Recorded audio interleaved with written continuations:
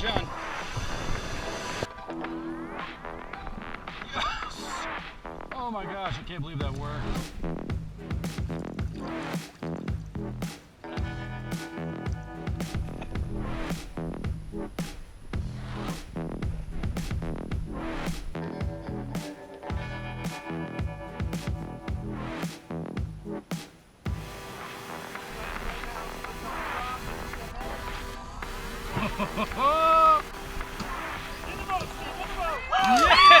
Yeah! Dang! Hey everybody, welcome to another episode of Last Cast Adventures. This one's a little different. I'm doing a catch, clean, and then cook. I'll just kind of tie you through that one because I don't know when I'll cook the fish.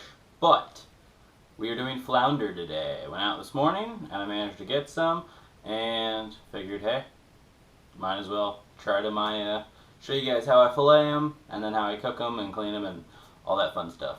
So while you guys watch the video on what happens, I'm going to work on these dishes because I kind of need the sink and everything to, well, cook, clean it, and all that fun stuff.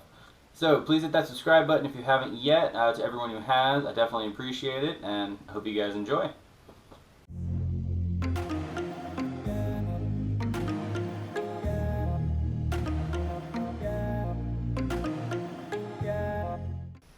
So here I'm doing the same method I did last time in my other flounder video, basically just casting out the fly, letting it sink to the bottom, and then just doing a few slow strips along the bottom and hoping to find a flounder.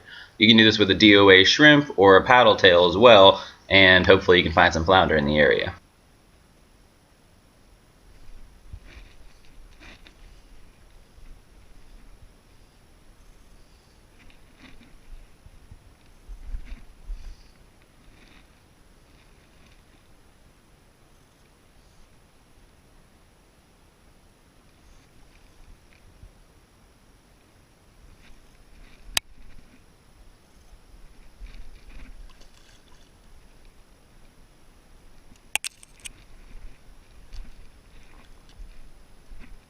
Yeah. Alright, pretty girl. Good boy.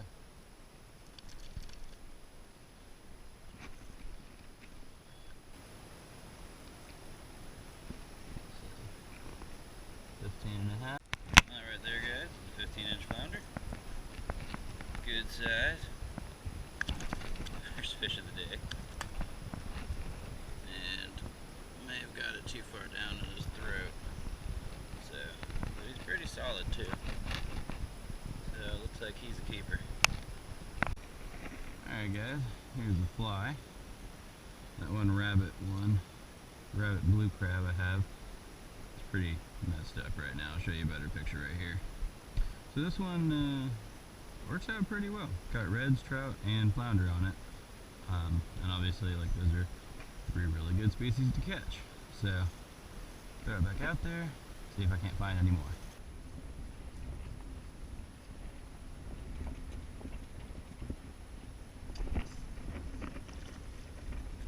Oh, that was cool.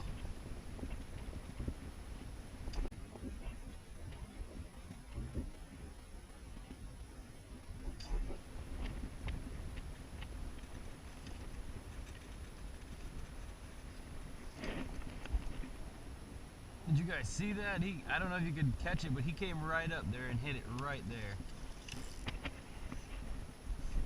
Oh. And he looks like another keeper too.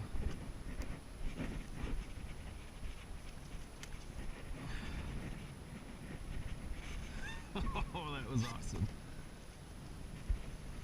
That was awesome.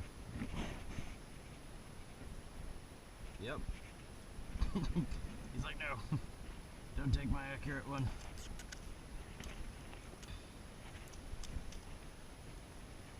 There we go. Winning fly.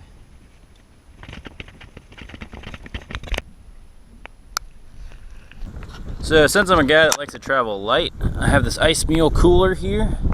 You know, I think it's a small one, roll top. And I fit ice pack down in there, a couple waters, and then fish. And to keep it clean, I bag the fish, but it keeps them pretty cold, and helps to make it home. So if you like to travel light, ice mule coolers, always a good way to go. Alright, so now that we have all the dishes cleaned, hope you guys enjoyed me catching them. Now, I have these double bagged flounder right here. Well, apparently 2 double knotted. They're both the same size. Got the first one right here. Yep, all nice and lovely up in the camera. And I got the other boy right here. Okay, first off I'm going to ask, has anyone else ran into this problem? This fish has been out of the water for, I don't know what, going on 2 hours now. And he's still kind of breathing, kind of kicking. So that's kind of weird. Yeah, very weird. Anyway, I'm going to rinse them off and get all the gook off. I've got 2 fillet knives which have been sharpened and are good to go. Just have to wipe these fish off. No joke though, the dude on top is still breathing.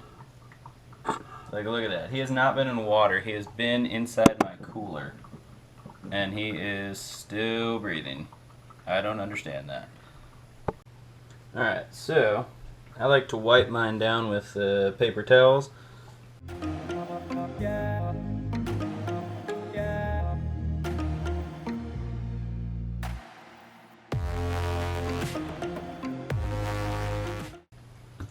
And there we are. Always good to have a roll of paper towels nearby.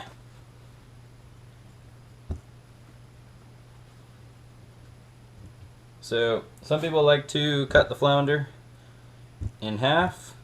So basically what you can do is you run the blade right along the middle here. Then you run the blade on the outside here and the outside over here. And then kind of cut it off right there. And then you have it in 1 piece, 2 piece. You flip it over, you do the same thing, and you get 3 piece and then 4 piece. And then that's pretty much it. So I'm going to start with that.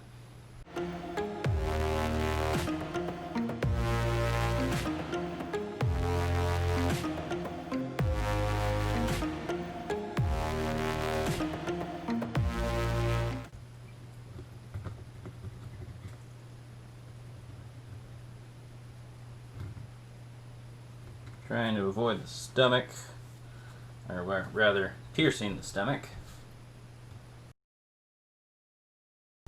Okay, so now this is where your internal organs are, is on this side. You got all this meat here and then this meat here. So then what you do, you start, well, on one side or the other.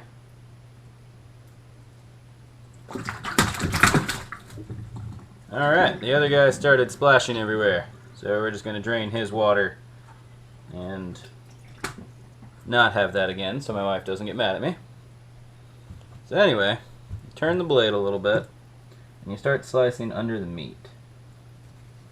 And with flounder, they have a spinal cord that is very flat, like the fish. And pretty much,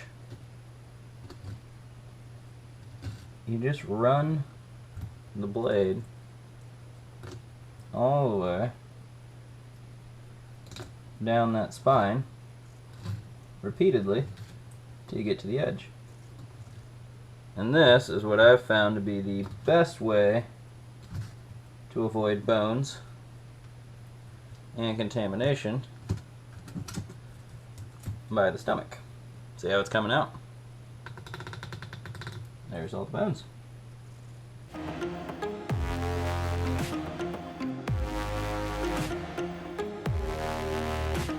There you go.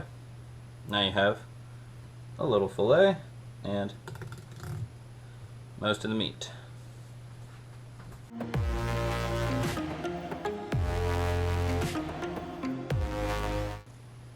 Now you can do it in a one whole fillet. Some people like to do that. Me personally, I find it a little more difficult because you're trying to then keep it all together, and there's much more opportunity for lost meat because you're trying to have one really nice fillet, and I don't know, that's my own personal preference. And essentially just cut it off, and there you go. So now you just repeat the process on the other side.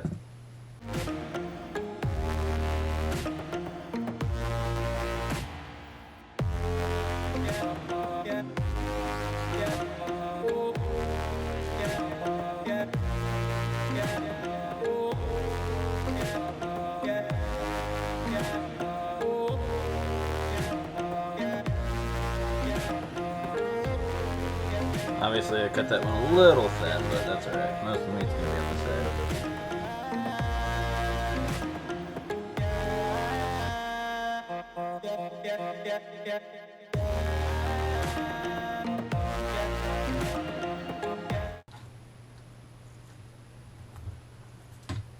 Ta-da! Now you have 4 fillets. Anyway, there you go. One's done. Alrighty guys, so that's pretty much it. At that point you can take your nice fillet, you can skin it. Some people like the skin on, some people don't. It really just depends how you cook it. But pretty much you just pull the skin away from the body, run the blade right along the edge there, and then that'll make it skinless. Also double check for bones, but if you do it the right way, shouldn't really be any bones, but if it slips up, you'll feel them. I'm going to go ahead and do the other one too, but I'll let you guys not have to worry about that. Cook them up, you can pan sear them, a little bit of salt and pepper, a little bit of, what's that one called? Old Bay seasoning, that's another good one. You can really do anything. I mean, you can ceviche it, you can, actually just cut slits in the whole fish, kind of stuff them, and then kind of cook it like that. So it really just depends how you want to do it. Again, I'm not a pro. By no means. I actually kind of suck when it comes to filleting. But as you've noticed with most of my videos, most of my fish swim away. So I really don't do it, but I'm trying to practice more. So, alright, so now we're going to cook the fish. I like to bread mine in some panko.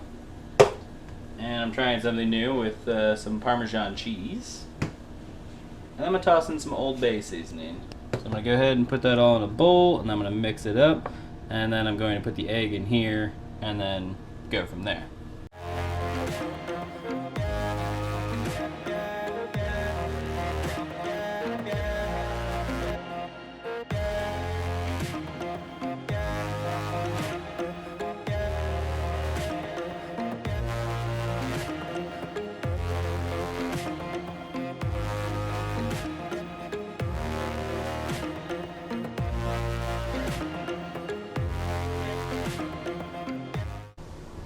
Well, now you guys know how to catch flounder, how to cook flounder, and how to clean flounder. Not in that order, but you know what I mean. Anyway, hope you guys enjoyed the video. I'm pairing mine with some crab cakes I got from Walmart and some vegetables and also some potato pasty things. I don't know. Tastes pretty good. Maybe not the healthiest, but it does taste good. So anyway, thanks for tuning in. Hit that subscribe button if you want to. Hit that like button, leave me any comments, maybe other recipes that you try and that you know that you like, and I'll give it a whirl. Alright guys, take care. See you next time.